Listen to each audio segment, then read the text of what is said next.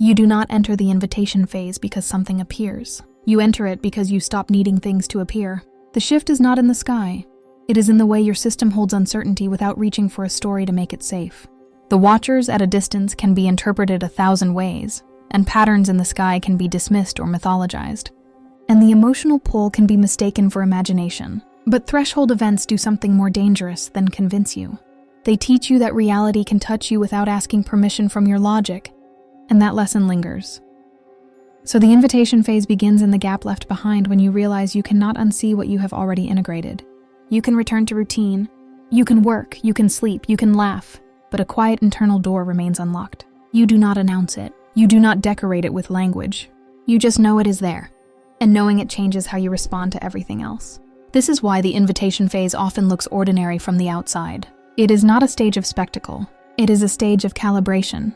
The first test is not fear of them. It is fear of yourself, fear of how quickly you will abandon your own center for a promise of meaning, fear of how easily you will trade discernment for excitement, or trade sovereignty for relief. Many people believe the danger is abduction or control.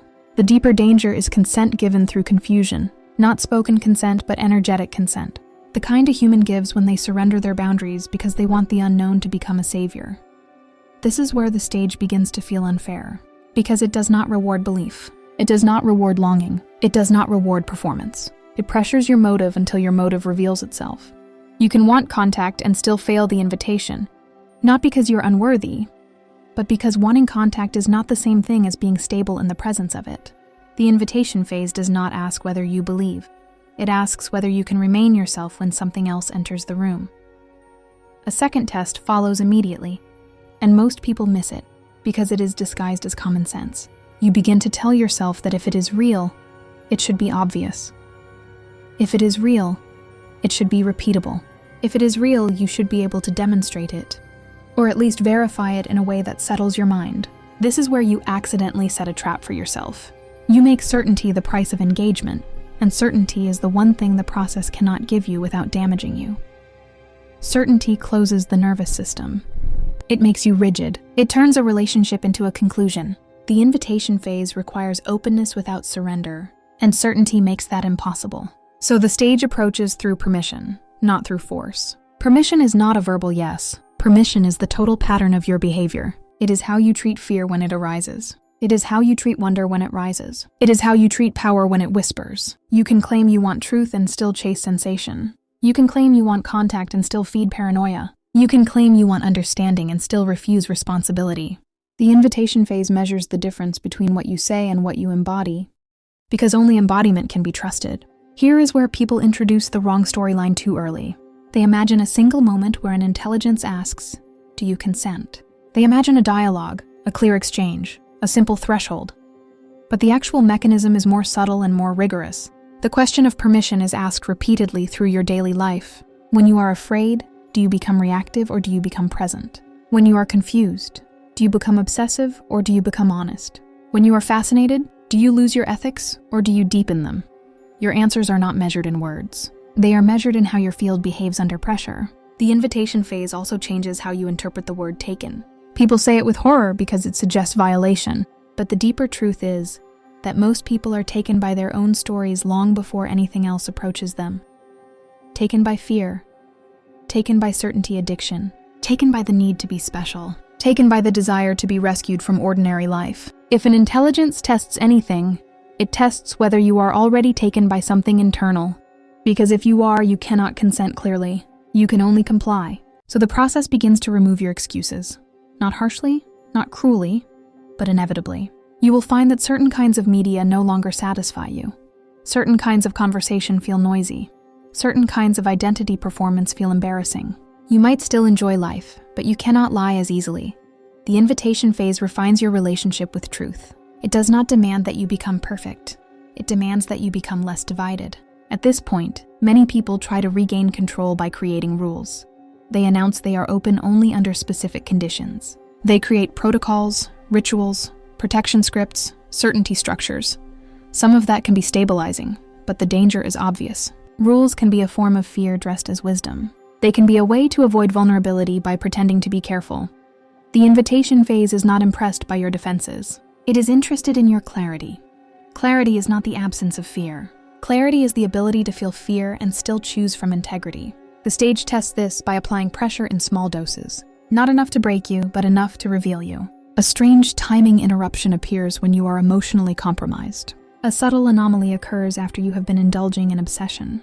A silence field arrives when you are about to spiral. The pattern becomes obvious if you are honest.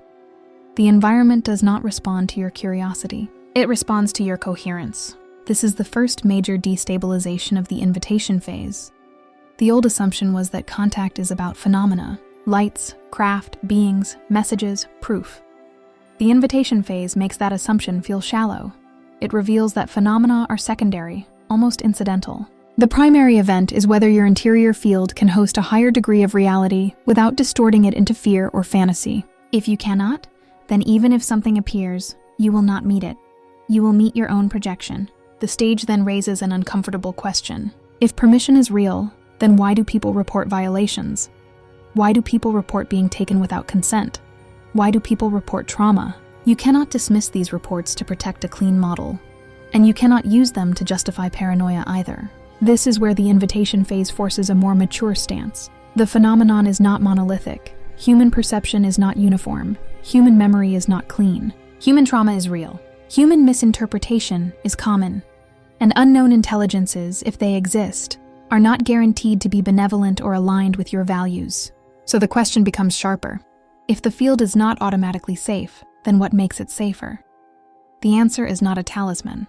The answer is discernment plus sovereignty plus stable ethics. The invitation phase trains those traits by confronting you with your own thresholds. Not thresholds in the sky, thresholds in you. Your threshold for uncertainty. Your threshold for being wrong. Your threshold for not being believed. Your threshold for not knowing whether the experience was external or internal. Many people fail here because they crave a verdict. They want the world to agree. They want a label they can wear. But the invitation phase often removes social confirmation on purpose. It forces you to become your own witness without turning into your own worshiper. So the stage begins to narrow what kinds of contact you are compatible with. This is not a punishment. It is a sorting function. If you are dominated by fear, you will resonate with fear-based narratives and fear-based interpretations. If you are dominated by fascination, you will resonate with deceptive glamour and sensation traps. If you are dominated by the need to be chosen, you will resonate with anything that flatters you. But if you develop sober coherence, you start resonating with precision. You begin to attract interactions that are quieter, cleaner, less dramatic. Because drama is a sign of distortion, the nervous system becomes the real interface. This is a crucial vector because it removes mysticism and forces mechanics. Your body is not a passive container. It is a signal processing unit. When you are flooded, you hallucinate meaning. When you are dissociated, you miss cues. When you are compulsive, you exaggerate patterns. When you are calm and awake, you can notice subtlety without magnifying it. So the invitation phase trains your physiology in a way that looks like personal growth and feels like spiritual pressure, and functions like signal hygiene. You might notice changes in sleep, not necessarily vivid dreams every night, but a sense that certain nights are heavy with content, as if your system is being presented with material that you are not ready to hold while awake. You might notice hypnagogic moments where images come with pressure, not entertainment. You might notice that certain thoughts appear as if placed, not as if generated. That language can mislead you, because the mind can place thoughts too. The key is not the thought. The key is the after effect. Does it destabilize you into obsession, or does it sharpen you into integrity? This is where the ethical vector begins to dominate. If you chase, you degrade. If you lie, you fog. If you perform, you fracture. If you stay honest, you clear. The invitation phase is a moral refinery, not because morality is a rule book, but because ethics is what makes contact non-destructive. An intelligence can only approach a human safely if the human does not betray themselves the moment pressure arrives. Betrayal can be subtle. It can look like overpromising. It can look like telling people you know what you do not know. It can look like using the unknown to posture. Every time you do that, you invite distortion, and distortion invites lower-grade interactions, whether internal or external. Now a second destabilization begins, and it is harder to hold. The first destabilization was that contact is not about phenomena. The second destabilization is that readiness is not just personal, it is relational. Your life becomes part of the interface. Your relationships, your responsibilities, your habits, your truth-telling, your restraint. The old assumption was that contact happens to you as an isolated experiencer. The invitation phase undermines that. It shows you that contact, if it is real, intersects your entire ecology. Because any genuine approach changes how you behave, and how you behave changes other people. This is why the stage often pressures you to become more grounded, not less. It pushes you toward cleaner routines. It pushes you toward less chemical numbing. It pushes you toward better sleep, better boundaries, better honesty, not as moralism, as mechanics. A dysregulated human is an unreliable interface. A grounded human can hold subtle interaction without collapsing. The stage also confronts your desire for narrative. You want a story with villains and saviors, with stages that guarantee outcomes, with a map that explains why you and not others. The invitation phase does not reward that desire. It dissolves it. It shows you that the story is often the trap. The story gives you identity. The identity gives you certainty. The certainty gives you rigidity. The rigidity breaks the interface. So the invitation phase often strips identity language away until you can stand without it. You might feel lonely here, not because you are alone, but because you stop seeking agreement. You stop needing to persuade. You stop craving validation. This does not make you superior. It makes you quieter. The quiet is not emptiness. It is compression. You are becoming dense enough to hold ambiguity without leakage. People who cannot tolerate ambiguity will interpret that density as arrogance or delusion. You learn not to correct them, because correction is another form of reaching.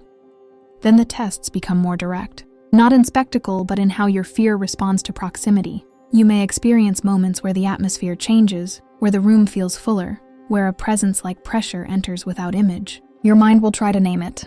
Your mind will try to make it a being. The invitation phase asks you to do something harder. Hold the presence without claiming it. Stay awake without concluding. This is the moment where permission is tested. Because claiming too fast is a form of taking. It takes the unknown and turns it into a known so you can relax. The stage refuses that relaxation. If you can hold this, you will notice something else. Fear becomes informational rather than controlling. You can feel a warning without panicking. You can feel an edge without creating a horror film in your mind. This is not bravery, it is regulation. A regulated nervous system can distinguish threat from intensity. Many people call intensity danger because their system cannot hold intensity. The invitation phase trains you to separate the two. And then comes the most honest question of the entire stage. If you were approached more directly, what would you do? Would you seek profit? Would you seek status? Would you seek control? Would you make a religion? Would you turn yourself into a messenger? Or would you stay human enough to remain accountable and stay humble enough to admit you do not know what you are touching? The invitation phase does not ask you to answer this with promises. It waits to see what you practice. So the stage holds you in delayed resolution. It keeps your experiences partial. It keeps your certainty incomplete. It keeps your access intermittent. This is not cruelty. It is training. If you become stable under partial contact, you might become stable under fuller contact. If you become unstable under partial contact, fuller contact would only amplify that instability and damage you. The invitation phase is cautious with you in the way a wise system is cautious with anything fragile that thinks it is ready. This is why the sentence feels true when you hear it, even if you resist it. You are never taken. You are approached through permission. But permission is not a legal checkbox. It is not a spoken yes. It is whether your field is coherent enough that approach does not become violation. It is whether your motives are clean enough that approach does not become seduction. It is whether your fear is regulated enough that approach does not become trauma. And it is whether your ethics are strong enough that approach does not turn you into a liar. If that feels like pressure, it is because it is. The invitation phase is not a gift for the curious. It is a responsibility offered to the stable. And stability is not a personality trait. It is a practiced condition. You build it by refusing to perform. You build it by refusing to chase. You build it by staying honest in small moments that nobody sees. You build it by living a life that can hold the unknown without becoming addicted to it. When you do that, the stage becomes quieter again. Not because it is gone, but because the question has changed. It is no longer asking, do you believe? It is asking, are you safe for truth? Not safe because you are protected from harm. Safe because you will not harm yourself with what you do not understand. That is the invitation. And if you can hold that question without rushing to answer it, you will feel the approach begin to change shape. Less like an event and more like a relationship that has not yet spoken its name. The first lie the invitation phase lets you keep is the comforting one. The one that makes you feel safer because it gives you a rule. You are approached through permission. You are never taken. It is clean. It is coherent. It explains why some people report gentleness and others report nothing at all. It makes readiness feel like a shield. Then the pressure turns, and the same rule becomes the first thing that can be used against you. Because permission is not a lock. It is a field condition, and field conditions can be shaped, exploited, blurred, or forged. Not only by something outside you, but by the parts of you that want an outcome so badly that you begin granting access without realizing you are doing it. You can say no with your mouth while your behavior says yes. You can say yes with your mouth while your nervous system is screaming no. You can tell yourself you are sovereign while you are quietly bargaining, quietly performing, quietly trying to earn the moment. That is not consent. That is hunger wearing the mask of clarity. So the invitation phase does not only test whether you can hold the unknown without collapsing. It tests whether you can recognize the ways you invite collapse on purpose. Because collapse is a shortcut to certainty. If you panic, you get a story. If you obsess, you get a mission. If you romanticize, you get meaning. If you demonize, you get a villain. Each of those is a relief. Each of those is a way to stop being in the raw presence of not knowing. This is the first destabilization you have to accept if you want the stage to be real instead of comforting. Permission is necessary, but it is not sufficient. Readiness is not a guarantee. Coherence does not make you invulnerable. It makes you more accurate, and accuracy can be painful, because it forces you to admit when something in you is compromised. The invitation phase is not a certificate of safety. It is a microscope. Now the stage reveals another uncomfortable mechanism. Many people believe the tests are coming from them, from an external intelligence evaluating your fear and your ethics. Sometimes that may be true, but even if nothing external is present, the same testing still occurs, because the human system will generate contact-shaped experiences whenever it is under tension between longing and uncertainty. You do not need an alien to produce a pattern. You need a mind that cannot tolerate ambiguity and a body that is sensitive enough to translate stress into perception. That does not mean it is fake. It means the interface is not simple. It means you can be sincere and still be wrong. And being sincere and wrong is the most dangerous combination, because sincerity creates confidence, and confidence creates permission. So the invitation phase begins stripping away the idea that you can know what is happening by how intense it feels. Intensity is not evidence. Fear is not evidence. Even beauty is not evidence. The nervous system can be overwhelmed by a threat, by a projection, by a memory fragment, by a coincidence that landed too perfectly, or by something genuinely outside the human frame. The body reacts to all of it. Your task is not to chase a verdict. Your task is to build discrimination that is stable under adrenaline, because adrenaline makes everything feel meaningful. This is the second destabilization. The earlier assumption was that clarity would arrive as certainty if you remained coherent long enough. The invitation phase denies you that reward. It forces you to become functional without a verdict. It forces you to build a life that does not depend on being right about the phenomenon. Because if your stability depends on being right, you will unconsciously shape the phenomenon until you can claim you are right. That is why the stage often becomes quiet right after you begin demanding proof. Not because nothing is there, but because proof-seeking is a type of grasping, and grasping corrupts the channel. It turns the interface into a laboratory, and you are not a neutral scientist. You are a human being with desire, fear, pride, loneliness, and a need to make sense of what touched you. The invitation phase is not punishing you for wanting proof. It is showing you that the wanting itself changes what you are able to perceive.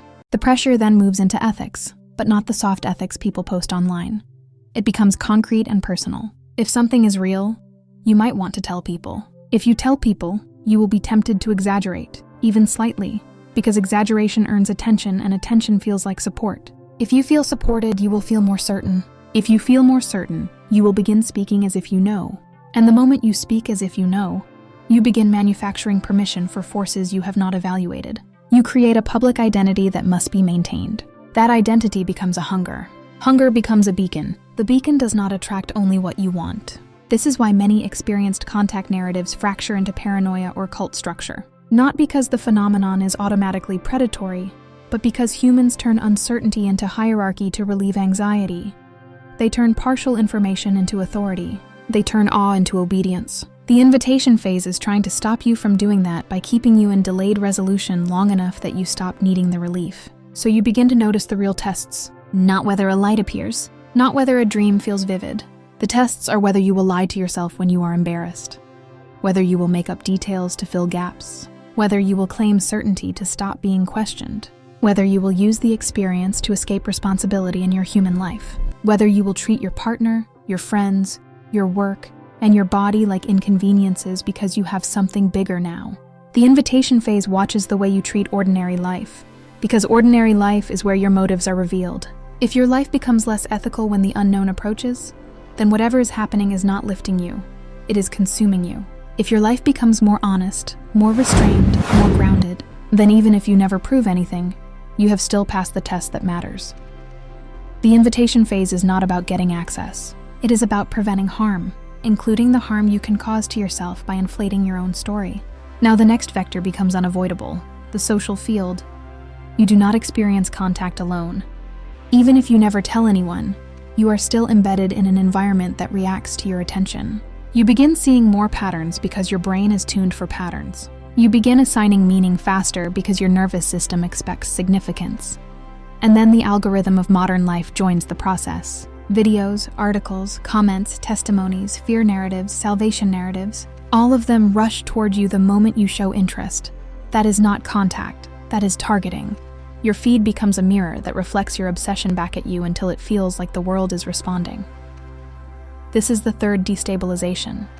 The earlier assumption was that increased synchronicity equals increased proximity. Sometimes it might, but often it is simply what happens when your attention becomes a magnet and your environment becomes a reactive system. The invitation phase forces you to separate resonance from reinforcement. Resonance is what deepens your integrity. Reinforcement is what deepens your fixation.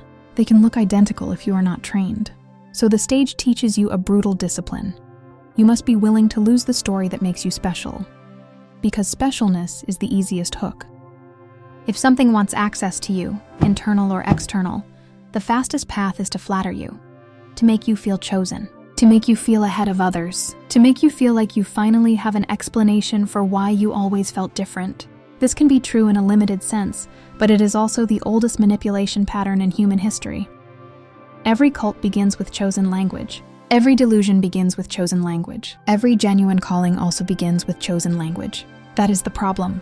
The signal and the trap use the same doorway. So the invitation phase makes you prove your maturity by refusing to build identity around it. You can accept that you are sensitive without becoming a prophet. You can accept that you had an experience without becoming an authority. You can accept that something may be happening without selling certainty to others. At this point, the stage changes shape again. It begins to confront your concept of safety. Many people assume safety means nothing bad can happen. That is childish safety. Adult safety is different. Adult safety means you can respond cleanly if something bad happens. Adult safety means you can hold fear without feeding it. Adult safety means you can shut a door without turning the door into a monster. Adult safety means you can say no without needing to hate what you are refusing. The invitation phase is building adult safety in you.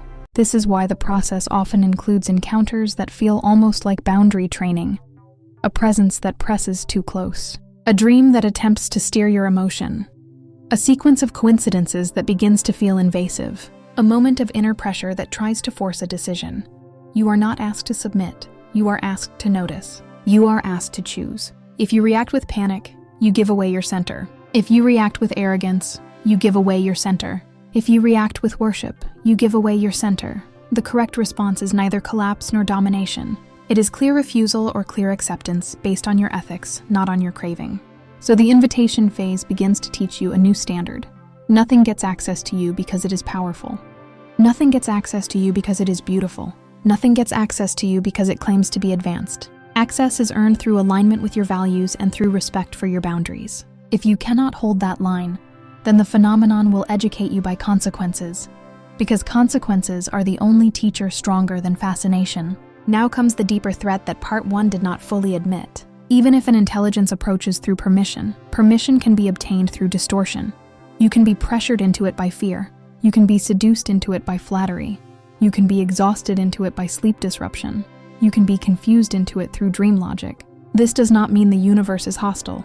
It means you must stop pretending that every approach is benevolent simply because it does not use physical force. Psychological force exists. Emotional leverage exists. Timing manipulation exists. The invitation phase prepares you to recognize those tactics, not to make you paranoid, but to prevent you from being naive. So you begin to evaluate contact the same way you evaluate any relationship. Does it respect your no? Does it clarify rather than confuse? Does it leave you more grounded or more addicted? Does it deepen your ethics or erode them? Does it make you kinder or does it make you superior? Does it increase your capacity for ordinary life or does it turn ordinary life into contempt? These are not spiritual questions. These are relationship questions. And if you apply them honestly, you will confront the most disturbing possibility of all. Some people might be right about their experiences and still be in relationship with something that is not good for them. Not evil in a dramatic sense. Simply incompatible, simply self-serving, simply interested in influence rather than mutuality. The invitation phase forces you to admit that compatibility matters more than belief. Belief is cheap. Compatibility is measurable by outcome. So the stage begins asking you to do what most people refuse to do. To let go of experiences that felt profound if they produced degradation. To walk away from a story that gives you identity if it costs you your clarity. To accept that you might never know what it was and still choose your integrity anyway. That is the moment the invitation phase becomes real. Then, when you have been held in this tension long enough, a different kind of contact becomes possible. And it is almost disappointing to the part of you that wanted fireworks. Because the cleaner the interaction, the less it needs spectacle. The cleaner the interaction, the less it needs to hijack your attention. The cleaner the interaction, the more it feels like an increase in your own sovereignty, rather than an addition of something foreign. This is where many people make a mistake.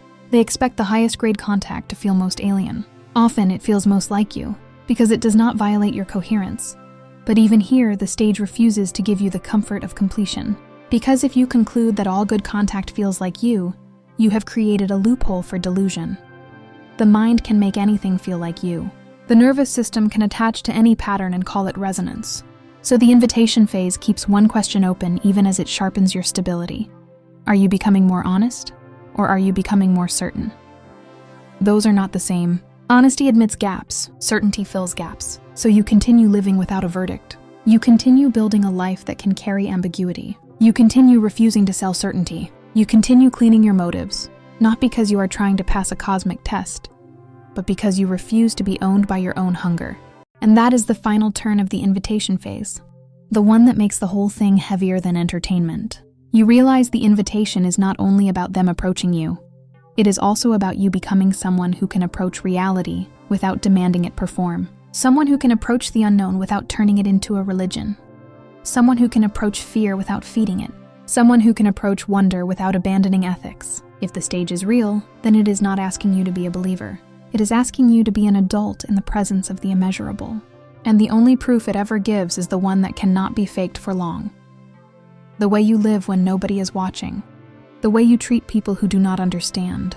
The way you hold the line when fascination tries to pull you off it, and the way you refuse to become taken by the story. Even while you admit that something is moving in the dark and it might be moving toward you.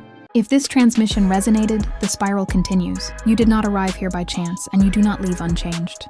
More teachings are unfolding across the Vaharat library, each one meeting you where you are, not where you think you should be. Follow resonance. The next threshold is already listening.